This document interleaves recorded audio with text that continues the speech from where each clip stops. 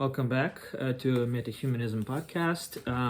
Today we're returning to examining epistemology and contrasting it to its sister discipline of Gnoseology.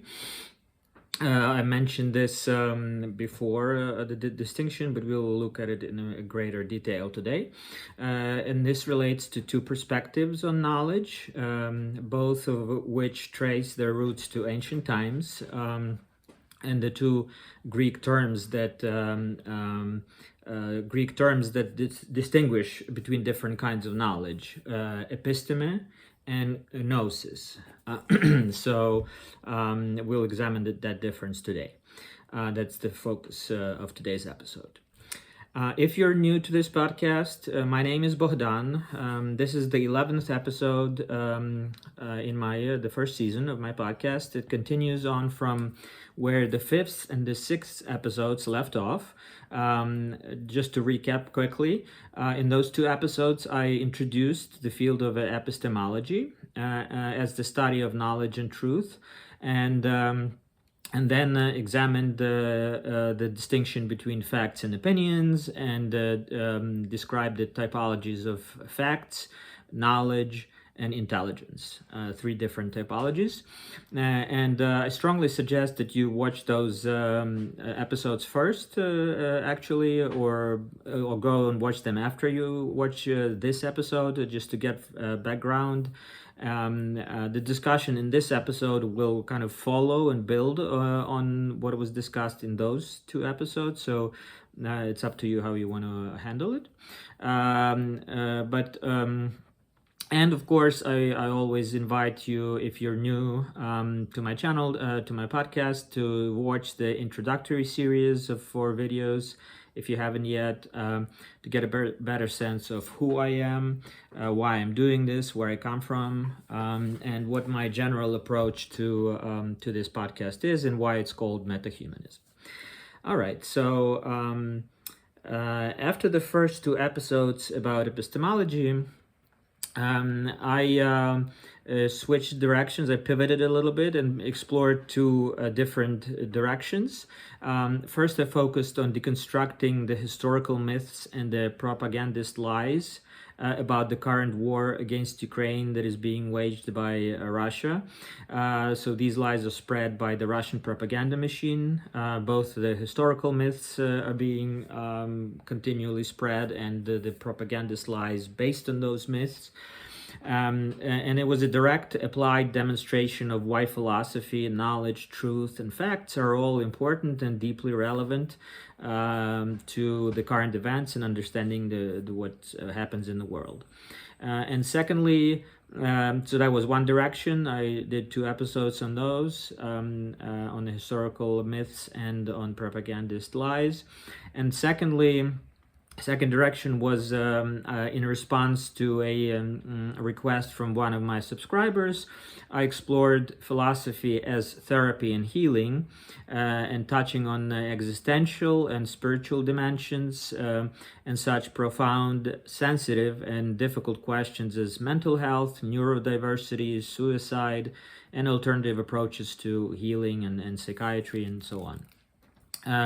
While it represents a somewhat differently focused line of investigation, those 2 of the latest episodes, it is entirely unrelated to the subject matter of today's episode, because, and if you listen to those episodes, you will discover those connections. The reasons for that is that the domain of knowledge and reason, the topic that we're focusing on today, is deeply intertwined with the domain of language on the one hand, and the domain of mind or psyche or consciousness, to use slightly different terms, which are distinct but definitely overlapping, on the other hand. So language, mind, and knowledge and reason are all deeply intertwined and related. So when you're dealing with psychiatry or a human psyche and its disorders, you're dealing with language, and you're dealing with the structure of our minds, and so understanding that is important to find healing, and so philosophy is irrelevant. So that said, let's continue our investigations. So as a quick reminder, in one of the earlier episodes about epistemology, I highlighted the bilingual aspect in relation to the distinction between a more objective and universal and timeless kind of truth, the kind of more independent from our perception and the way we see things, and more subjective, more culturally contingent, and more more subjective, or more depending on cultural norms, moral perspectives, conventional agreements in society, more social kind of truth. In the Ukrainian language, there are two words, as I said: istina, which is a more timeless and universal truth, and pravda, which is a more social, more moral truth, connected to spravedливость, justice, and pravo, rights. So you see the same semantic field. And today I want to focus on several additional distinctions and apply the bilingual lens to those as well. So first, the distinction between the intellect and intelligence. Even in terms of English language, what is the distinction exactly? Sometimes it's not easy to pinpoint, and throughout history, the meaning of those terms changed depending on how philosophically, how these things were approached philosophically. So, on the one hand, I won't go into all the historical details, so just the most general distinction could be described this way. On the one hand, intellect is more intuitive, contemplative faculty of our minds, which provides direct insight, grasps essential notions, principles, universals, kind of basic facts, foundational facts, and provides a more abstract, conceptual, and non-sensory kind of knowledge. So it's like a pure, almost pure intellect, pure reason, to use the language used by Kant, critique of pure reason, in translation. And on the other, so that's one, and intellect. And on the other hand, intelligence is a more practical faculty of our mind, which allows us to learn from our experience, to use knowledge, to solve problems, to adapt to new situations, to connect. It's connected more directly to perception, to judgment, to creativity, sometimes seen as mediating between our sensory experience and between our more conceptual faculties, like more intellectual. So intelligence is distinct from intellect in that sense. When it comes to Ukrainian language, we run into certain issues of translation, because depending on the context, both of these words could be translated into Ukrainian as intellect, the same cognate word, intellect. For example, artificial intelligence is usually translated into Ukrainian as sztuczny intellect. However, if a distinction needs to be made, one possible solution would be for intellect to be translated as rozum. That's another word you could use for that.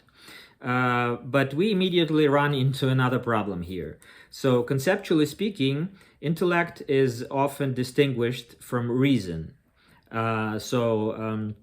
Reason is more closely related to rationality. In Ukrainian, and also intellect is distinguished from reason, from sense perception, and from imagination. So these are separate ones.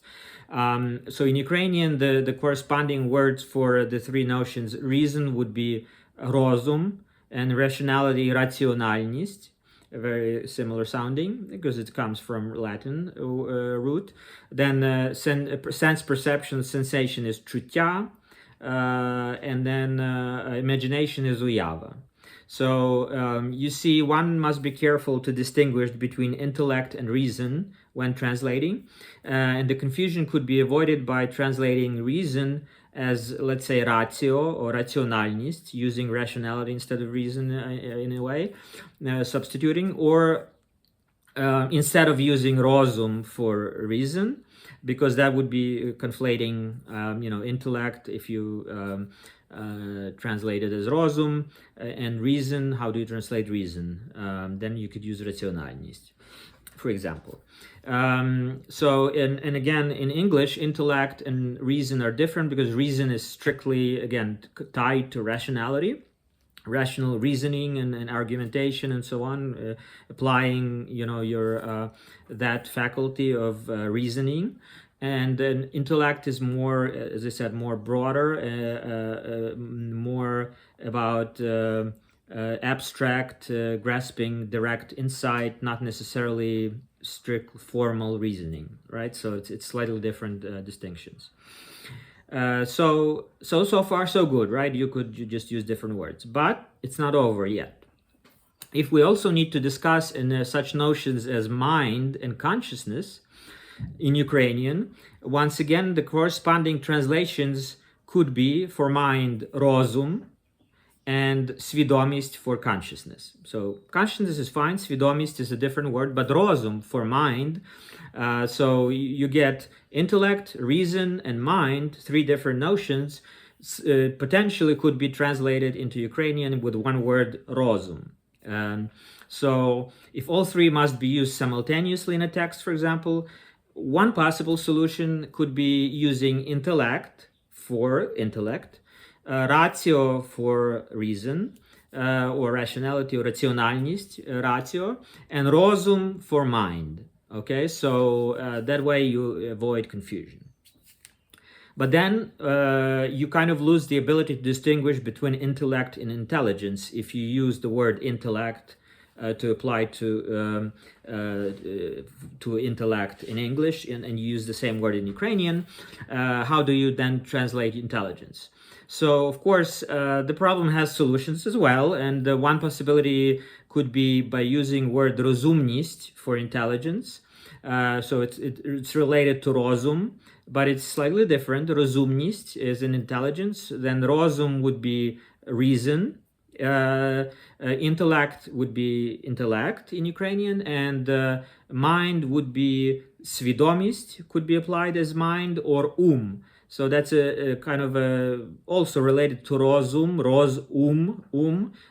is more archaic and poetic, but it's still applicable and could be used, and when you need to distinguish it, it could be useful. So that's one solution. Obviously, each translator would use their judgment and work out a certain approach if translating some complicated philosophical text, let's say. So lastly, just to add some extra spice to this mix, there are also related notions of understanding and wisdom, right? So in Ukrainian, they would be translated as розуміння and мудрість. Okay, see the connection between understanding and mind or reason, розуміння, розум. So rozum, so notice that's the same semantic field. This kind of almost all-encompassing word rozum in Ukrainian, it can describe both rationality and reason, mind as in general, and intellect as a separate faculty, and it relates to understanding and intelligence as well, because rozumіння and rozumність is the other word that I just mentioned earlier. So there is this fascinating connection in all of this to distinctions between the categories of the mind used by Kant in his Enlightenment philosophy, and a very different usage of similar terms in Coleridge's, he's a romantic poet and philosopher, in Coleridge's romantic philosophy. But that distinction will have to wait for another episode. We don't have time for that today. So let us put the matters of philosophical translation to the side for the time being and discuss another important distinction relevant to today's discussion, the distinction between mysticism and reason. So there are two general approaches one could take here. One is to see mysticism as an enemy of reason. So in this perspective, mysticism is seen as an irrational, anti-intellectual, and opposed to logical inquiry as such. So this view is common in certain strands of scientific rationalism, Enlightenment philosophy, which kind of see mystical experiences and tied to religion and subjective illusions that lack they see it as subjective illusions that are cannot be verified, lack coherence, and are just again opposed to rationality and intellect. So that's kind of a very rationalist prejudice against mysticism. According to this perspective, mysticism encourages dogmatism because some insights are accepted without sufficient scrutiny and analysis.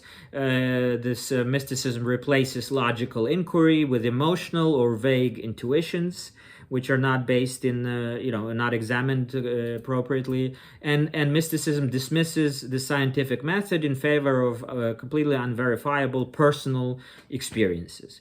To some extent, this perspective has validity in a sense that, critical thinking, examining evidence, and applying your reason to investigate things. There's some sense to that. And when I was a teenager and I was exploring different things, I read some Ayn Rand, and that's a very interesting example. Ayn Rand and her sort of, I consider it to be a pseudo philosophy today, but her perspective of objectivism.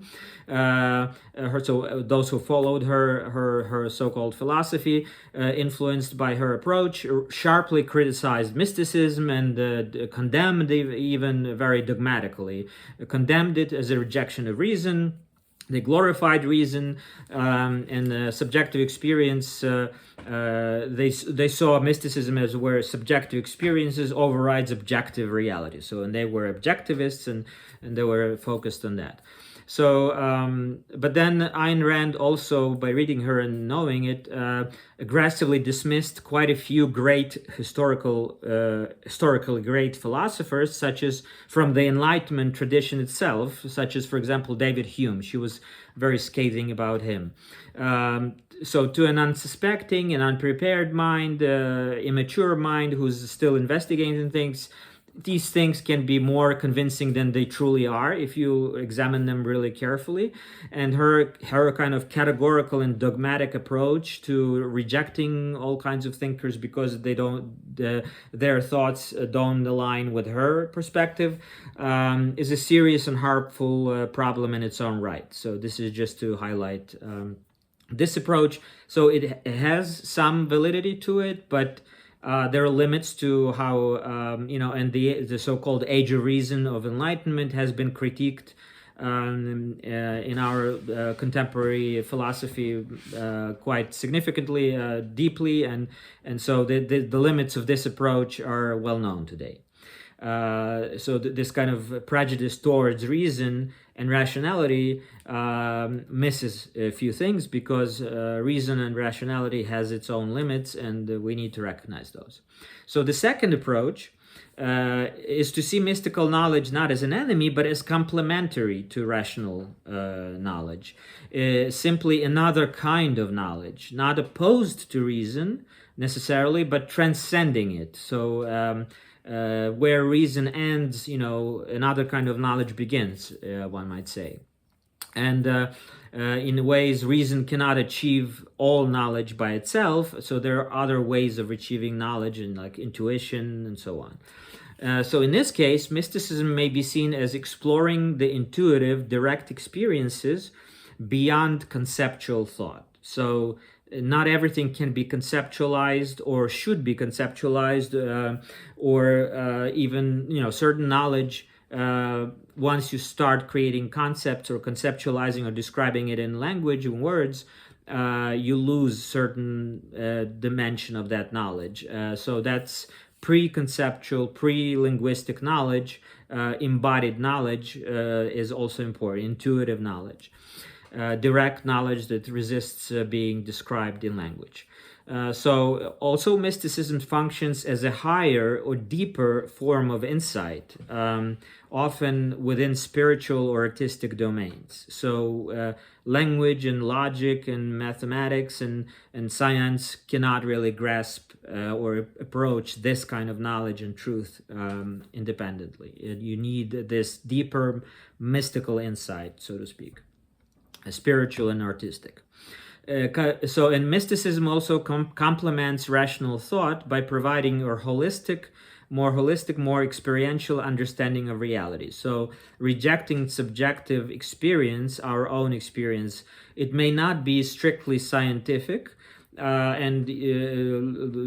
Often people use the anecdotal, right, as to condemn, saying, "Oh, that's just anecdotal," meaning it's just your own story or your own experience. It doesn't generalize, or you can't really call it scientific knowledge. And there may be truth in that statement, but that truth misses the point. Is that experience and experiential knowledge matters, and not everything can be generalized, and subjective experience sometimes is very important, and it also contributes to our understanding of reality. And if you collect subjective experiences of many people, then you can also learn from that, although each of these experiences could be non-generalizable. Thinkers, again, connection to spirituality and artistry and the arts, these are experiences that cannot be approached or achieved otherwise. So some thinkers, for example, Neoplatonist philosopher Plotinus, in the early centuries of Common Era. I think the first or second century, it escapes my mind at the moment. Also, such thinkers in Immanuel Kant, with his distinction between the phenomenal world of experience and the noumenal world of things in themselves, which he considered inaccessible to our reason, to our minds. So that we can try to approach it, but we can't really approach that noumenal world of things in themselves. Everything we get from experience, from sensations, from perception, is limited to phenomenal world. And even some modern physicists, so Neoplatonists, Kant, modern physicists, they all suggest in their ways that certain realities, such as consciousness, the infinite, the notion of infinite, the fundamental nature of existence, returning to the infinite, for example, the universe, the infinite vastness of the universe, or the infinite field of thought, whatever you can think about, the fundamental nature of existence. So these realities cannot be fully grasped by reason alone, and require kind of direct experience or intuitive perception. So that's even the scientists themselves, as I said, modern physicists who are exploring the quantum realities, the theory of relativity, and everything that follows from those developments post-Einstein, they realize that reason alone has limits and is not sufficient. So these two approaches, which I said, mysticism as the enemy of the reason and mysticism as complementary, they can be reconciled. The key is to balance mysticism and reason. So healthy mysticism does not contradict reason, it expands it. So it offers insights into areas that reason alone cannot reach easily. Like ethical and aesthetical judgments, personal transformation, that's on an experiential level. You can't really reason into it. You have to experience this directly. You have to, your judgments, when you make aesthetic judgment or ethical judgments, they cannot always be reasoned, analyzed down to the, the judgment itself is a faculty, it's a separate faculty. It's not analytical, it's not synthetical. And we'll talk about those, what those terms mean. in the next episode for sure. But judgment is a separate, and it connected to intuition and not necessarily just pure reason. And that's why Kant distinguished between critique of pure reason, critique of judgment, and critique of practical reason. That's like three major works of his.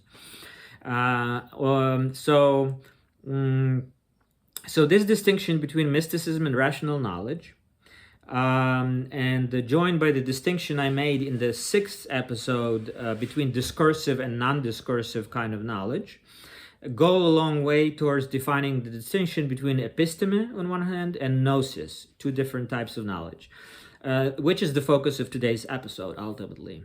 Both words come from the ancient Greek language and both mean knowledge, but in a different ways, in different senses, which I already hinted at, but let's make it explicit. So episteme, which is the basis for the field of epistemology, refers to systematic and rational kind of knowledge, knowing about things. So it can be both a priori and a posteriori, meaning before and after our experience, so more conceptual and more empirical, and is strongly associated with reason and understanding and with sciences and philosophy, or more theoretical and empirical kind of knowledge, as opposed to practical and intuitive, let's say. And typically, the episteme, this kind of knowledge, also falls under propositional and discursive knowledge, knowing that. So knowing something about something to describe it or to explain it, dealing with structured arguments and objective truths, and is connected to explicit formal kind of knowledge as opposed to implicit and informal kind. And it is usually codified, teachable, and systematic. So that's episteme. Now, gnosis, it's more of experiential, existential, and mystical kind of knowledge, knowing through direct experiences. Not so much about things, but through knowing through experience. Typically, this kind of knowledge aligns with a priori, intuitive, and implicit knowledge. So it's more before experience, meaning it's not empirical directly. It's not by investigating or experimenting. It comes from within. It comes direct through direct experience, not by inference from experience. So it's more intuitive and more implicit kind of knowledge, and it tends to be deeply personal. It must be experienced firsthand. So it's in the experience itself, goes beyond rational explanation, so can be hard to verbalize, put into language, right? Relates to practical, informal, and procedural knowledge, knowing how to do things like play a piano, play a sport, ride a bike. Transforming the individual's perception, this knowledge transforms the individual perception and experience of existence, provides insight on how to connect with higher truths or spiritual realities. So that's gnosis. So again, to sum up, episteme is a structured, objective, rational, linked to sciences and philosophy, and gnosis is more experiential, subjective, and transformative kind of knowledge that links to spirituality and mysticism. So based on this basic yet important distinction, historically these two disciplines of epistemology and gnoseology developed. Both of them reach back into the ancient Greece because the words come from ancient Greece. And we'll examine more historical development of those two disciplines next time in the next episode. But let's look at gnoseology specifically, just to describe what it studies first. Epistemology we already looked in the 5th episode, so you can refer back to that one. But gnoseology I'm going to examine right now. And it also explores, just as epistemology does, it explores the nature, our origin, and limits of human cognition and knowledge.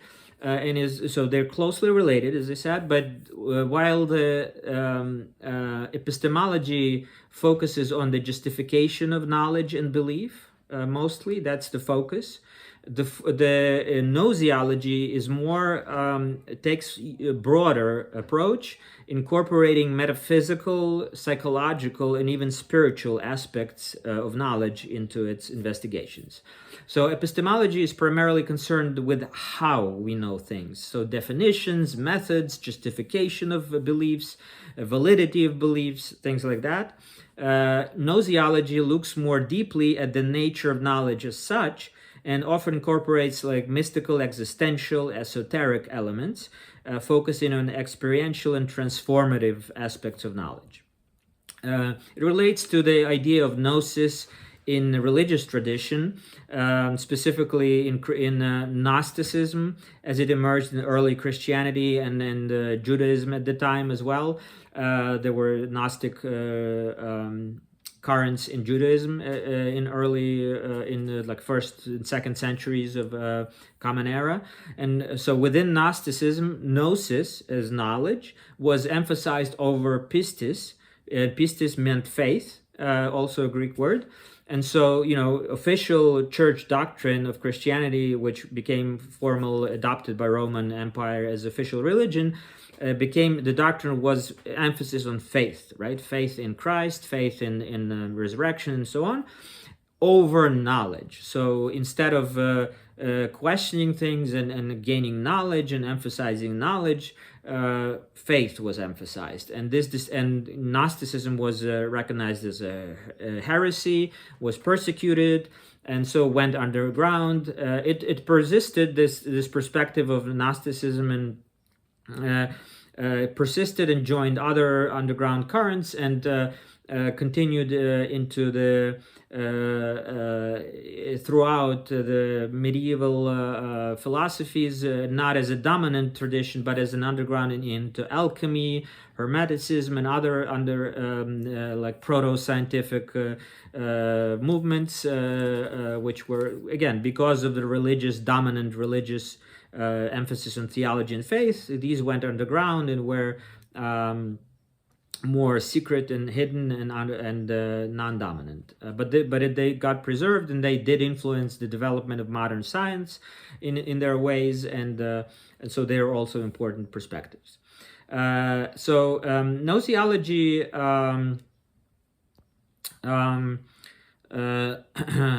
examines the relationship between thought and reality.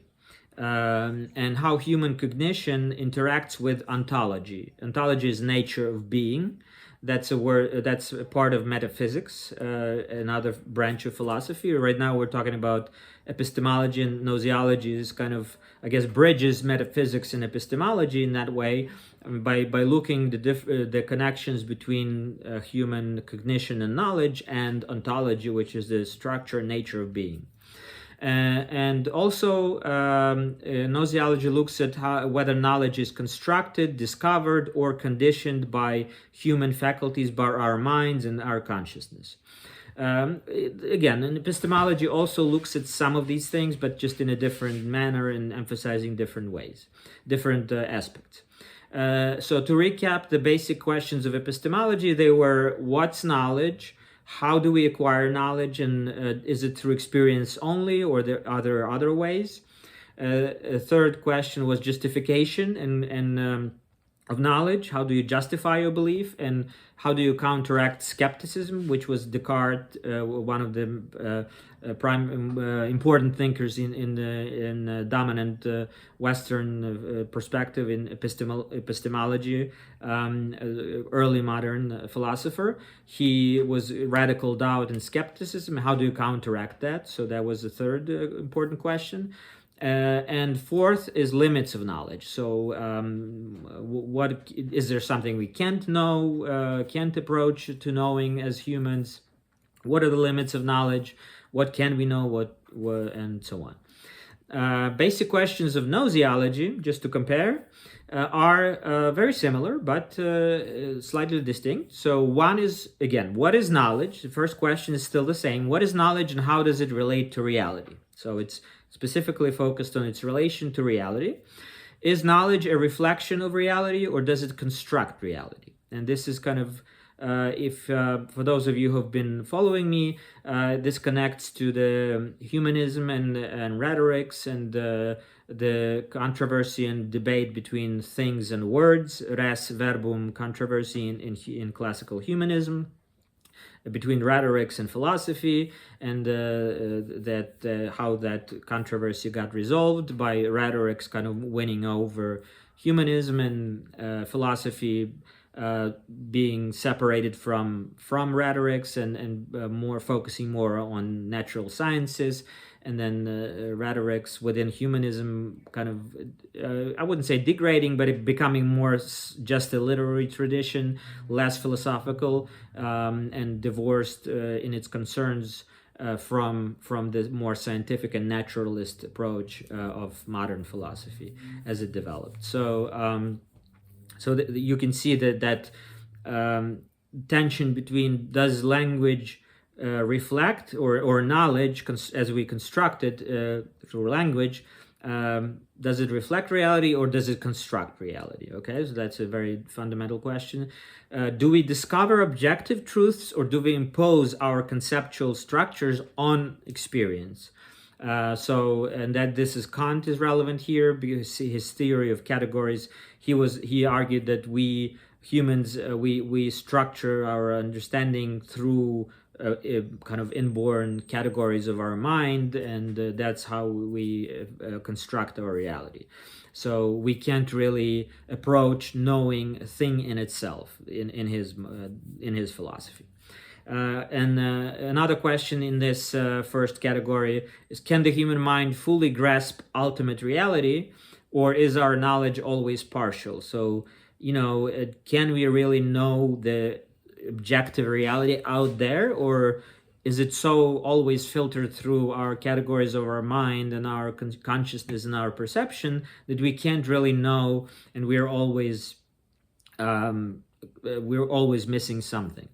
And there are different approaches in a very deep question, and some there are certain religious perspectives or spiritual perspectives that emphasize, yes, everything, all is mind, you may have heard, or everything is constructed and nothing is, so you can't, there is no objective reality. That's relates to post-structuralism, postmodernism a little bit, which is a radical statement. Or even in Buddhism or certain Eastern perspectives, they say everything is constructed. All reality, what we perceive, is a dream, is an illusion. Within Western philosophy, there is saying that everything is a simulation. So very radical, different ways of saying the same thing is that there is no ability to know objective reality. There's only this reality that's very subjective and very partial. And there's to my personal situation, attitude towards that is that's a very radical and harmful approach, no matter what perspective takes it, whether it's Eastern, some spiritual religion that claims that, or it's Western postmodernism or other that says everything is a simulation, or that there is no objective truth and objective reality. All of that is mistaken and wrong. It is true that our the categories you bring, or our the way we think, or language shapes and defines a lot about how we see things and what we see and what we pay attention to. So there is a lot of validity in that criticism, that there is that our human mind cannot approach what Kant said. You can't really know the objective reality in its fullness. There's always an element of gap between what we know and how we approach reality, and what we can know, and how things are in themselves in reality. But reality doesn't depend on us perceiving it. There's universe exists, and imagine there are no human beings. The universe continues to exist, no matter that there are no human beings who perceive the universe. Let's say there is no life, no consciousness, human consciousness. I mean, the planets, the stars, space continues to exist. It's objectively independent of our mind and how we perceive it. So So those two things are not mutually exclusive, knowing that our minds and our language are very critical to how we see things and how we define things and how we can know things, and the notion that there is still an objective reality and a certain objective truth or timeless truth. It's just maybe that domain of that timeless and objective truth is smaller than we initially maybe imagined, or smaller than some perspectives make it seem. That don't question or criticize the rationality and reason and the limits of reason. Okay, so that's first category. What's knowledge and how does it relate to reality? Second, what are the sources and mechanisms of knowledge? Is knowledge gained primarily through reason, which is a rationalist approach, or experience, which is an empiricist approach? And there's, again, it's very similar to epistemology. These are related fields, so there's many of the questions that will be the same. What role does intuition, mysticism, and non-rational cognition play in knowledge? So that's Gnoseology is more interested in this than epistemology has been historically. Contemporary, we'll talk about that in a minute. Contemporary perspectives generally bridge both of these, Gnoseology and epistemology, so they're not as distinct anymore because the limits of reason has been discovered and criticized. So now it's kind of you can call all of these perspectives are kind of interpenetrate and overlap. But Gnoseology, historically speaking, was more interested in intuition, mysticism. How do language, culture, and history shape our understanding? So, more focus on how contingent our knowledge is and how the limits of reason, how language, culture, and history, how they condition our knowledge. Third category of questions, third major question: what are the limits of human knowledge? Again, similar to epistemology. What are the limits? Are there absolute limits to what humans can know? Again, relating to Kant's. Kant was a very seminal figure, obviously, in modern philosophy and all philosophy in general. In his, he tried to reconcile empiricism and rationalism in his philosophy, to find where, kind of reestablish the domain of reason. He reacted to David Hume, who criticized, he was kind of moderate skeptic. He criticized reason. He criticized religion, and Kant was kind of almost reacting to Hume and trying to save reason from that criticism and reestablish it on a firmer ground, and that was his project. And he contributed a lot to philosophy, but he also, I think, certain things he overemphasized and approached in a way that has been criticized since, obviously. But he's definitely an influential to this day and very influential thinker and philosopher. So other absolute limits, Kant said yes, there are absolute limits, and his noumenon, his noumenal world, as opposed to phenomenal world, is not accessible to our reason, to our minds. Can we know everything, or is some knowledge fundamentally unknowable? Again, restating the question in a different way.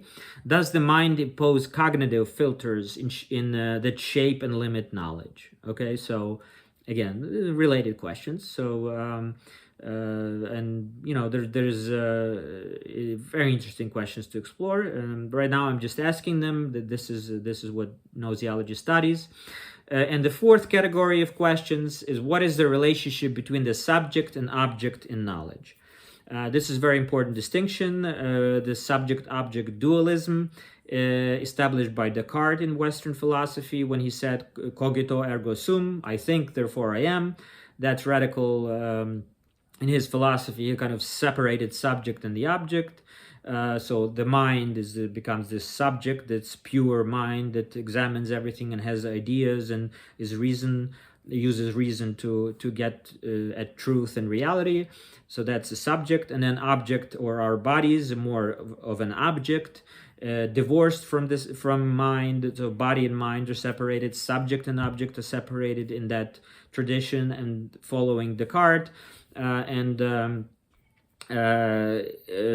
I would say almost immediately after his philosophy was established and became influential, there were attempts began to be made to reconcile subject and object and body and mind, and to achieve a holistic perspective again, which predated Descartes, but and so non-dualist perspective, non-dual spiritual and philosophical perspectives, and we'll talk about that matter in the future episodes. But that's an important, very important. This dualism is very important, very influential, and in some ways very harmful to the Western way of thinking.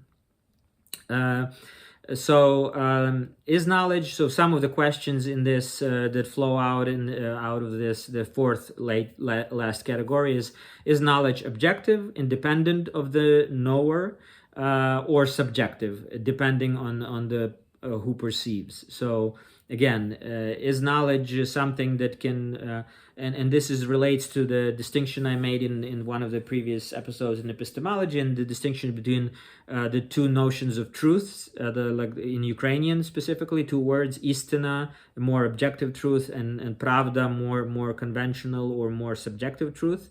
So this question also asks: is there knowledge objective, independent of who it is that knows, or is it subjective and depends, and each one knowledge is based on each individual perspective, and is not generalizable and not objective. It's an important question, and they're a deep one. Next is truth universal or shaped by individual perspective? So is there such a thing as universal truth? Again, connection to what I've discussed in previous episodes about postmodernism and the critique of this assumptions of the rationalism, of modernism, of humanism, that there is a very well-defined human subject, that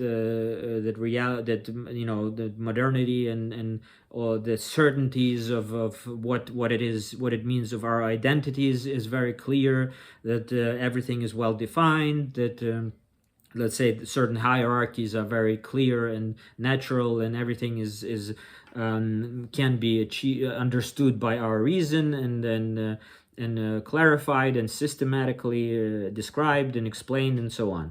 And the postmodernist, post-colonialist, and post-humanist critiques clearly showed that that's not true. That there are serious issues with that kind of perspective. So that, but unfortunately, sometimes this critique went too far and undermined the whole idea of there being a possibility of universal truth or more universal kind of knowledge. And again, that domain may be smaller than we imagined before, but it's it is my position that yes, there is such a thing as a more universal kind of truth, but it's at the same time, yes, perspectives also matter, and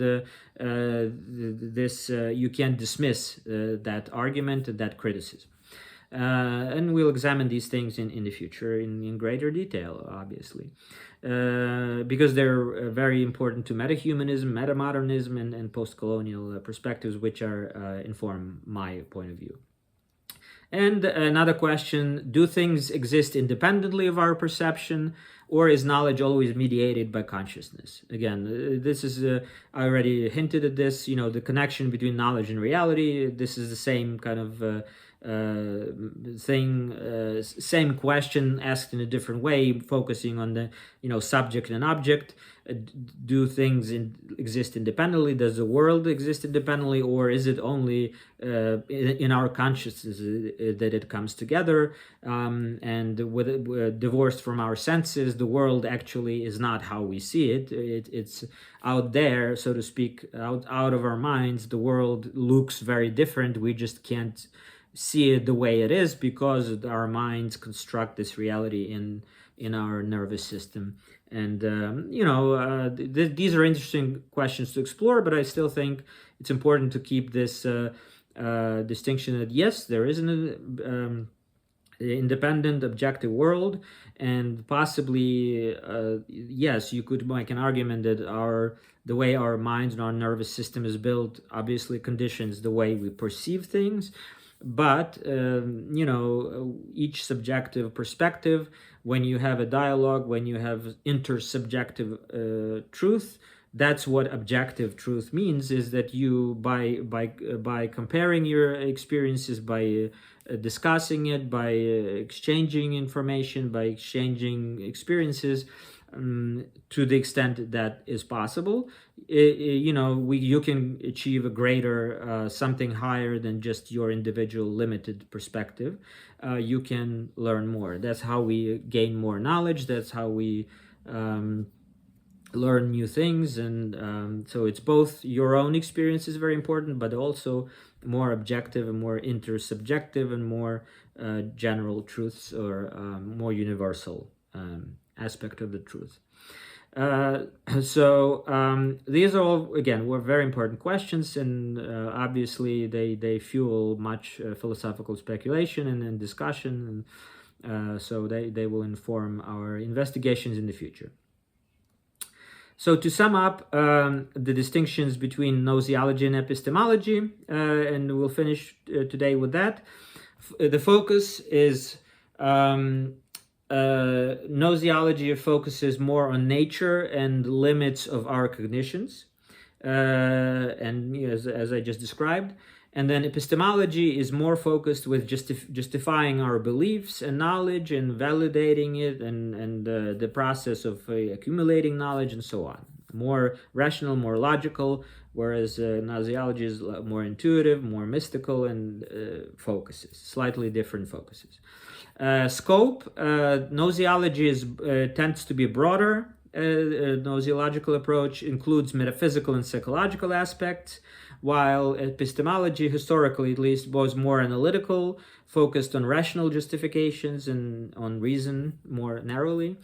Approach to studying knowledge, gnoseology was more interested in how knowledge interacts with reality, while epistemology studied more how we, again, justify knowledge and knowledge claims, and how do we make sure that we can ground them in rational reasons, in rationality. Key thinkers in each of these, and this is, you have to take this with a grain of salt, because sometimes the thinker, it's hard to place, and he bridges both approaches.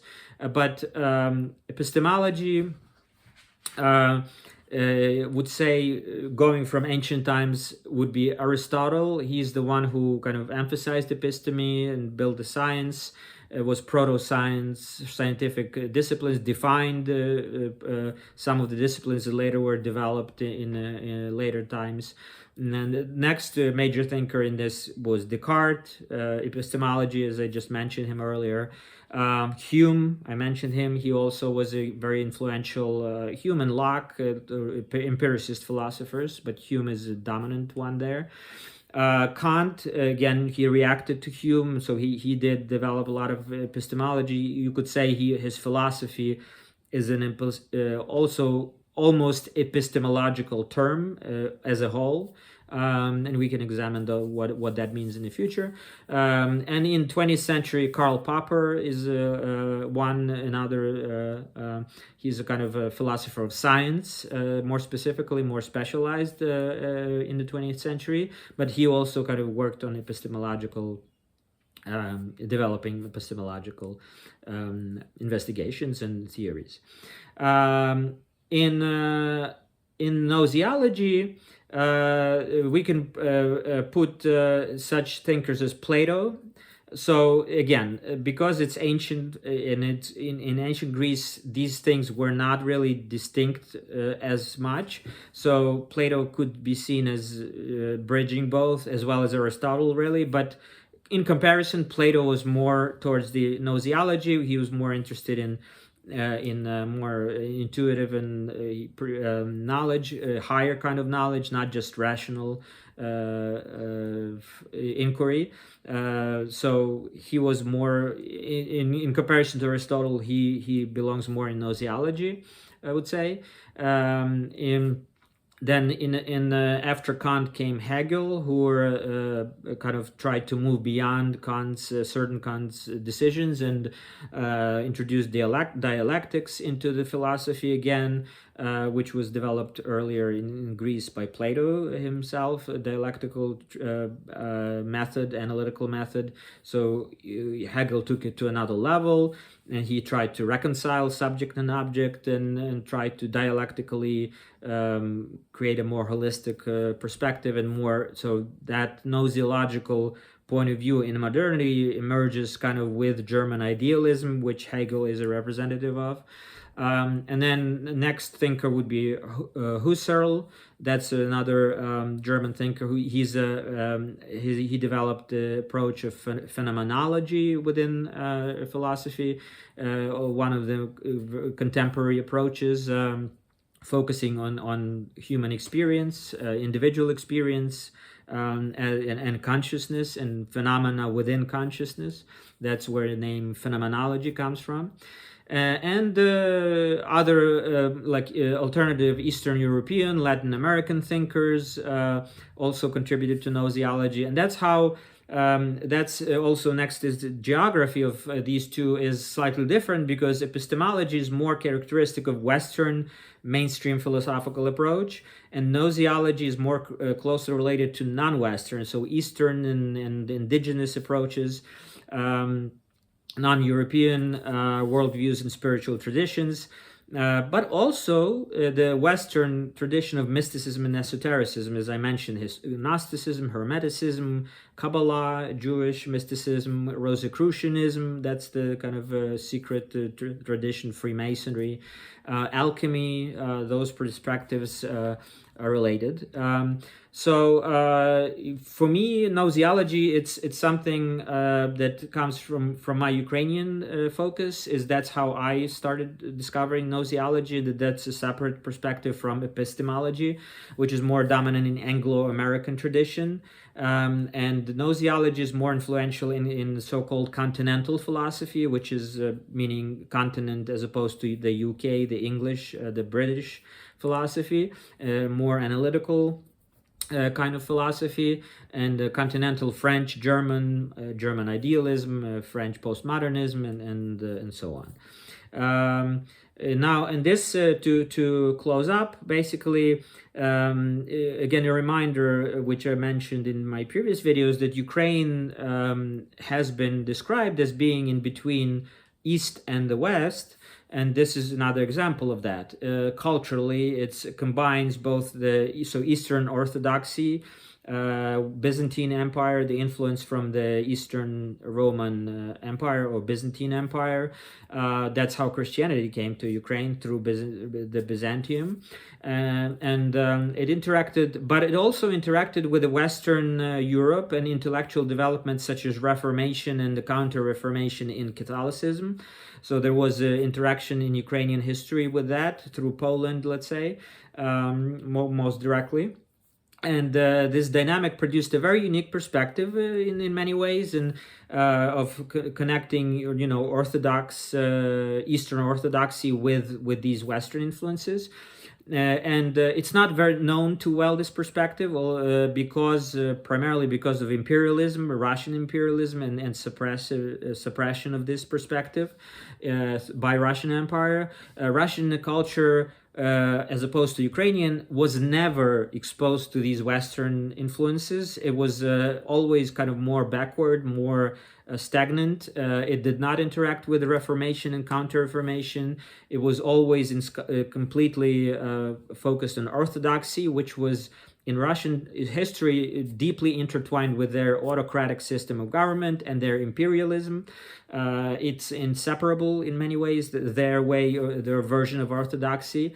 And it was always used as a political tool, as a tool of control and domination. And this connects, it hasn't changed, and it connects to the experience of Russian actions in the current war against Ukraine, because in the occupied territories, they persecute all religious minorities that don't align with their dominant Orthodox religion. Ukrainian Catholics are persecuted, and they always have been persecuted historically. The Muslims are persecuted, the Crimean Tatars, for example. The Jews are persecuted. The evangelical and Protestant Christians are being prosecuted out of all proportion. They kill them, they torture them, they see them as agents of American CIA and so on. I'm not exaggerating. Recently, I actually attended a premiere of this excellent documentary called A Faith Under Siege, Russia's Hidden War Against Ukraine's Christians. I highly recommend watching it. It's another dimension of the war that is not discussed very frequently, but it should be, because it connects to religious freedom, a very American value on which America itself was founded, and it's a great freedom of conscience, freedom of religion, freedom of faith is an important value to me, to anybody, I think, who values freedom and liberty. And so I will make a link, put a link to the website, and you can go and explore that. When there is a screening organized, maybe in your locality, you can go and watch that video, or help organize a screening if you're interested.